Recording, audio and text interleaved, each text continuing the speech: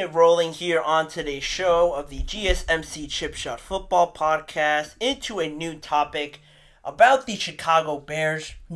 Everything being mentioned right now, I've already talked about the Bears a few times already this week, but it's all great news. Everything is positive around the organization. New quarterback, new GM, the head coach, all the new pieces that they have on offense. It's all great right now. I described it as the honeymoon phase for this new wave of players coming in, but it wasn't all like this. It was very much the opposite of what it is right now in terms of the talent and the leadership that was in that building a few years ago. Honestly, one of the darkest times, worst times for the Chicago Bears in recent memory was in 2021, specifically talking about the quarterback situation between Andy Dalton, Nick Foles, and Justin Fields at the time there in 2021 for the Chicago Bears. NFL writer Ty Dunn came out with new information around that time, around 2021, and the dynamic that all three of these guys had with each other back then, and how that all played into the situation that was surrounding the Chicago Bears in the organization and how just people talked about them around the NFL. According to Ty Dunn, both Andy Dalton and Nick Foles were willing to mentor Justin Fields when he was drafted, but Justin Fields allegedly wasn't interested. The quarterback room was described as toxic as hell by the various sources that Ty Dunn had available to him, and there were several arguments between the three of them, and it got to a point where the three of them were hardly ever seen together all at the same time. It was always, it seemed, Andy Dalton and Nick Foles having a conversation or just interacting with one another, and Justin Fields always about 15 yards behind, as described by one of the sources around this whole situation, and also recalling a specific moment between Nick Foles and Justin Fields. One of the sources of Ty Dunn mentioned a moment where Nick Foles was trying to teach Justin Fields something, trying to be that teacher to him, whether it be a specific play or just anything around becoming a professional. In this alleged report, in the quarterback room where these two had that interaction, Foles was explaining something to Justin Fields, and once Nick Foles turned his head to face Justin Fields, Justin Fields just wasn't paying attention. He had his head down, and that irritated Nick Foles. He didn't like the way that was being he was being received by Justin Fields, just careless. And from that point on, the relationship got pretty icy from that moment on. And just to give a little bit of context, not to sort of pile this onto Justin Fields, because I think this recent report kind of makes Justin Fields look a little bit worse in a locker room amongst his teammates and whatnot, amongst his elders, more so than not. Just to give some context to this whole situation, if people weren't aware what was going on with the Chicago Bears in 2021, they were coming off of a season where they had just released Mitchell Trubisky ahead of the 2021 season, so they signed Andy Dalton, and Nick Foles was already on the team, but he wasn't coming off of one of his best years in 2020, had only 1,800 yards, 10 touchdowns, and 8 interceptions in only 9 games. So, those numbers might seem a bit pedestrian in a 17-16 game season, but he only played 9 games, and those numbers are far away from what you'd expect out of a starting quarterback. And also, you bring in Justin Fields, he is drafted, so you have those three guys sort of being there around the same time, or Andy Dalton and Justin Fields arriving at the same time. And after the offseason training camp and all that sort of stuff, Andy Dalton is named the starter, but with how the season went, with all the pieces around them, or I should say lack of support and pieces around the quarterback and just that whole situation, Fields ultimately took over, and as the season went out, all three of them actually played for the Chicago Bears. All of them started or just came in, replaced one or the other. It was much less than stable, just to say the least, with the quarterbacks, and also a lot of heat fell on Matt Nagy and the old general manager Ryan Pace, and how everything was sort of controlled from their point of view. After the 2021 season, you had Andy Dalton sign with the New Orleans Saints. Nick Foles was cut, and Matt Nagy and, like I mentioned, Ryan Pace, their old general manager, were both fired, and that's when you brought in Matt Eberflus and the new general manager, Ryan Poles. And as a disclaimer, now I think Ryan Poles, I said it before, I'm a big fan of what he's done. I think that was a right move to make, but this is where it all sort of comes together, where it all kind of falls out of favor for Justin Fields, and how he didn't really get a chance to really prove what kind of teammate, what kind of leader he could be. In 2021, he was just sort of trying to get accumulated, I assume, to what it is like to be a professional quarterback.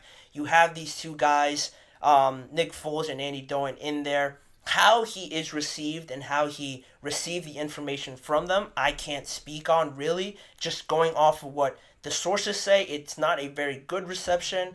Not to alleviate Justin Fields from any blame here, but I would have to imagine coming in as a young player in a situation for the Chicago Bears, bringing in a new head coach, bringing in a new general manager, getting rid of those two guys that you were in the quarterback room initially. I couldn't just imagine how tough, how much of a whirlwind it was for Justin Fields to try and find any sort of solid ground to stand on and sort of really express himself as the sort of player that he truly is. Now, could he be that this sort of player? I don't know personally, but just from everything that is provided in this article and just the information by Ty Dunn and his sources, it seems like the Chicago Bears at that point, really the biggest point for me was that it just lacked leadership. When Matt Eberflus and Ryan Poles both came in, I think at that point it was a foregone conclusion that they wanted to flush everything that they didn't bring into the organization out of it, so that it would include all the wide receivers and all the schemes and everything basically that Justin Fields had learned and tried to absorb as much as possible in a short amount of time. That is all being washed out with Ryan Poles coming in and Matt Eberflus. They had this plan, 3 to 2 year plan, to now in 2024 get the quarterback they want, get the receivers they want, the offensive coordinator, really have the vision that they wanted to back then in 2021 sort of now play out. And unfortunately for Justin Fields, I think he was just caught in a time where, with new management coming in, everything was just being flushed out, and he really couldn't prove himself well enough with the pieces that he had around him, with everybody being shipped out, new players coming in, them trying to piece together this offense just to get through the regular season and into the draft and build this bigger project in the mind of Ryan Poles and Matt Eberflus. I think it wasn't a great situation for Justin Fields to begin with, and now I'm not saying that he is innocent. There are a lot of reports about his attitude and just really his ability as a quarterback, but also I think it's not fair to just put it all on him. As much as the quarterback affects winning and affects gameplay, I think having that leadership, that lack of leadership in Chicago at that time, I think speaks louder to me, and I would put more of the blame really on the management and the leadership, lack of leadership for the Chicago Bears in recent history, with Matt Nagy and Ryan Pace really at the helm of it. Usually you look at those leaders, if you have established good character guys in your locker room, to solve this toxic environment, address it behind closed doors, and then you move on as professionals. That doesn't seem to be the case here, and to look at Justin Fields and expect him to hold that mantle right away, I think is a bit unrealistic. Even if he is a first-round pick, if the Bears traded up to draft him, with what's put around him, to expect him to be a leader through that whole whirlwind that he has to deal with. Plus, you have older guys in the building at the time that he was drafted. Nick Foles, who won a Super Bowl or has won a Super Bowl in his career. Andy Dalton, who was a very successful quarterback. It's hard to just throw yourself in there and proclaim yourself as the leader and take the reins of it all and get everything calmed down. I think there was a lack of leadership there that didn't allow it, and also it just seems like nobody was willing to take that step in the right direction and say, look guys, we just have to figure this out. If you guys aren't on the same page, you have to talk it out and resolve it. It doesn't do anybody any good when you guys are just not talking to each other, having just weird interactions in the locker room. It was never going to be successful. And from the information provided, I don't see anybody that did take the step in the right direction to sort of correct that. Justin Fields had certainly a part to play in it, but I don't think it is everything placed on Justin Fields. Mostly to me, it seems like the Chicago Bears just lack that leadership.